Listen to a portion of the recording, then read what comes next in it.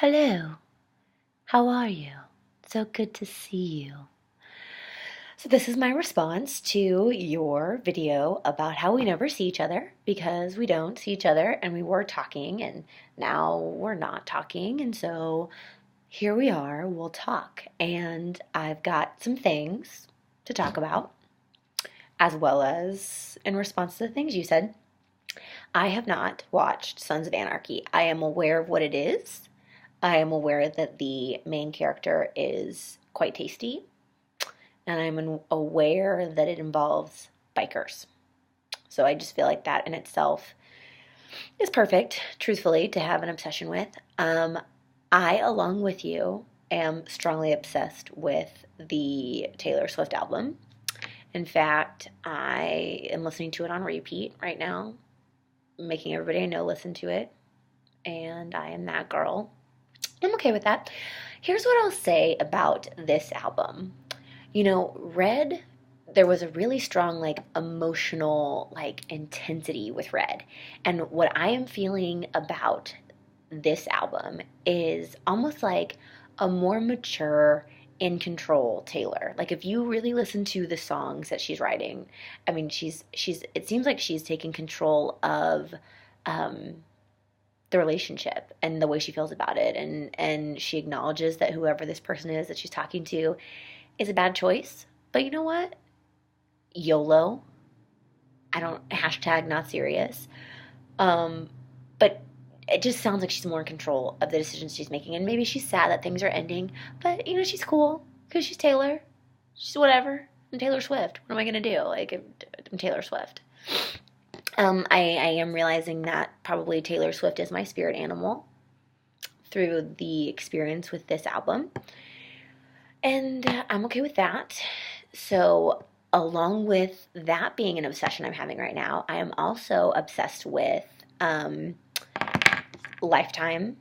We just recently got Lifetime on our Apple TV, and I have been watching just straight through as much as I can this show called Girlfriend Intervention. So if you've never seen it, please Google it. Um, it is like the female version of Queer Eye for the Straight Guy. And here's how I feel about it. So it's four black women who all address a certain section. It's a makeover show. So they find this basic woman, which is always a white woman, and they make over her house and her makeup and her clothing and her soul. And all four of these women have these special things that they do.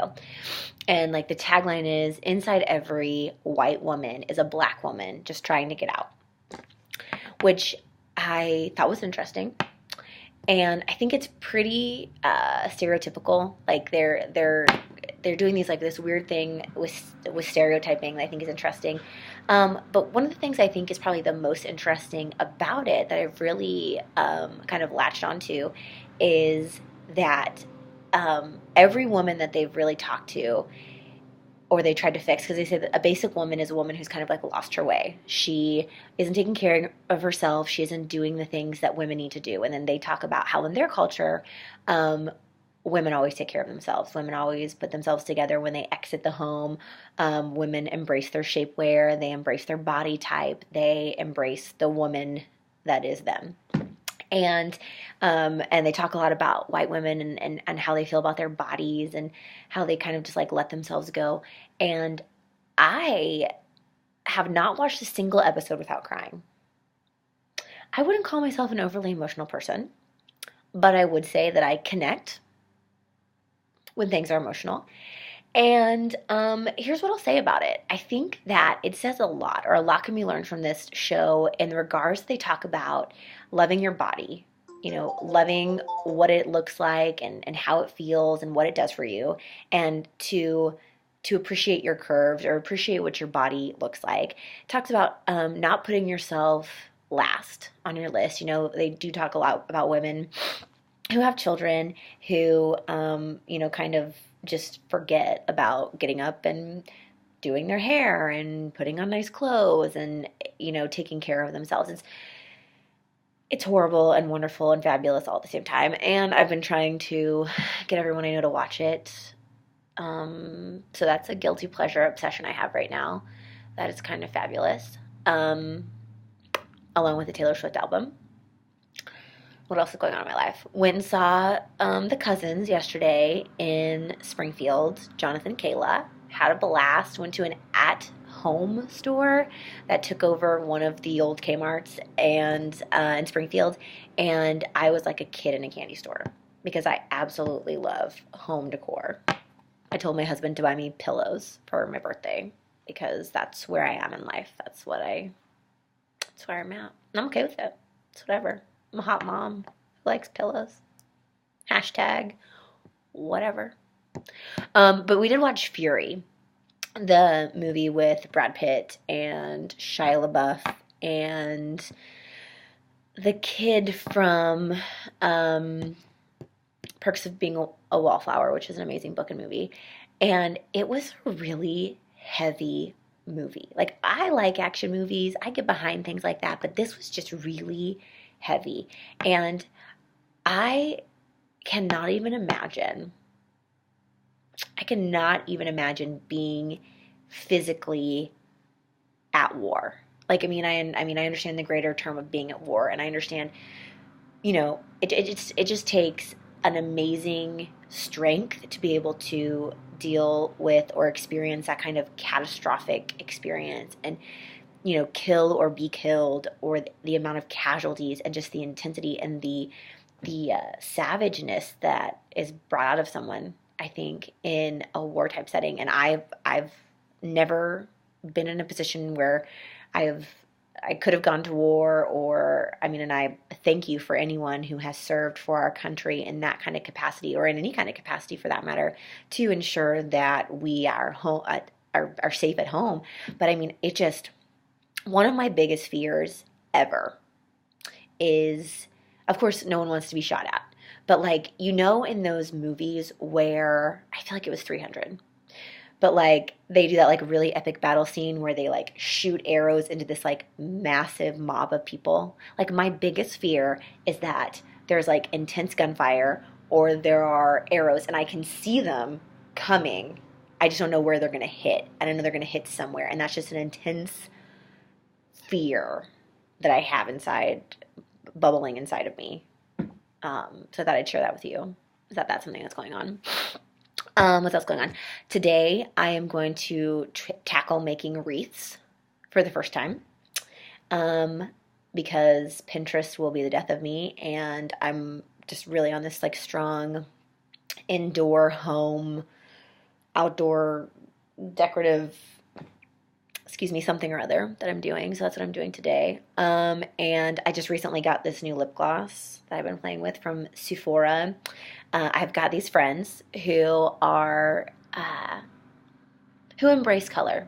I've never been somebody that wears lipstick. I just couldn't, I get on my teeth, and then I get it out here, and I was like, I don't know. And so I don't ever wear it. And I contacted my, Cassie Driscoll, and I was like, I'm thinking about doing maroon. I should do a maroon lipstick, which I apparently am just feeling really, really spirited for the Nevada Tigers and Crimson and Gray. And so I went to Sephora, and this very nice woman picked out some for me, and then I got this lip gloss for $2. That is the color I wanted, but I instead spent 10 or $12 on lipstick that I'll probably never wear, because when I put it on, I got these little things that are I don't know, my lips are weird shaped. That's the moral of the story, and so I just look weird. And then I always feel like it's on my teeth, or it's on my mouth, or people are like, why is she so dressed up? Because here's the thing. I used to live in a bigger city. I used to have a job that required that I looked a certain way, but now living at home and being primarily a mom, going to the grocery store, that's where I'm confused. That's the confusing thing about this girlfriend intervention show, and then reality, because it's I understand what you're saying, but every outfit that they put a girl in girlfriend intervention has heels, which to me is just not practical. And then I'm like, but would I really go to Walmart in that outfit? Would I really go to Walmart in 6 layers and a jacket and some skinny jeans and my hair all did and my makeup on, all intense, and some heels? Would I really be rolling through Walmart? But not in my town. Not in my town. No, we aren't. That's not happening. I'm sorry. The only person who's walking around Walmart in heels is a mom who is stopping to get groceries on her way home. Yeah, I feel secure in that answer. So, anyways, it was nice to catch up with you. I really enjoyed your video yesterday. I hope that you got your laundry folded.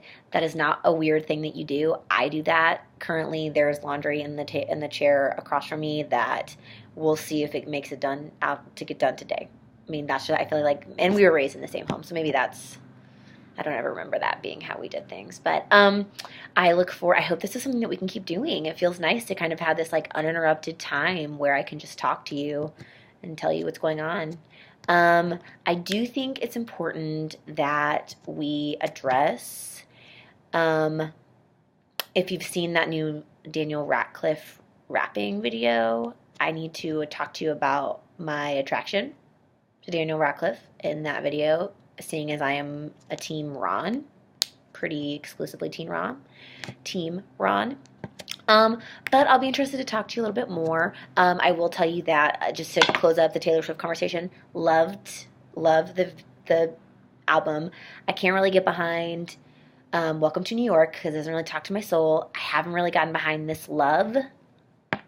But I pretty much every other song on the album I totally am in support of. So it was good talking to you, and I hope that the rest of your weekend goes well, and I cannot wait to see if you send me a video tomorrow. Okay, love you, kisses, bye.